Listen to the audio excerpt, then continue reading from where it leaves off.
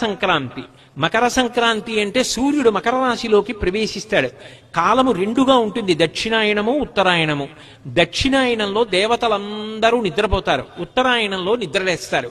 దేవతలు నిద్రలేస్తారంటే బ్రాహ్మీ ముహూర్తమునందు లేస్తారు, తెల్లవారుజామున 3 గంటల వేళ. దేవతలకి తెల్లవారుజాము వేళ అంటే అది పరమ పవిత్రమైనటువంటి కాలం.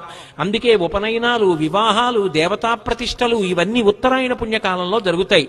ఆ ఉత్తరాయణ పుణ్యకాలంలోకి సూర్యుడు ప్రవేశించగానే మజ్జనం దానికి ప్రాధాన్యత.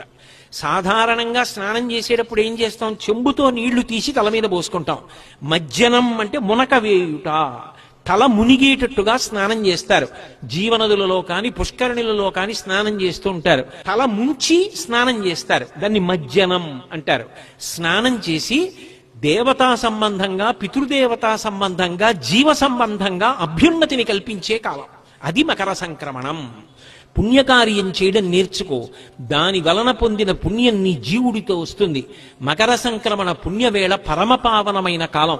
ఉత్తరాయణ పుణ్యకాలం దేవతలందరూ నిద్రలేచేటటువంటి సమయం. ఆ సమయంలో నువ్వు చదివే ఒక స్తోత్రం, నీ ప్రదక్షిణం, నీ నమస్కారం, నీ భగవన్నామోచ్చారణం నిన్ను కాపాడతాయి.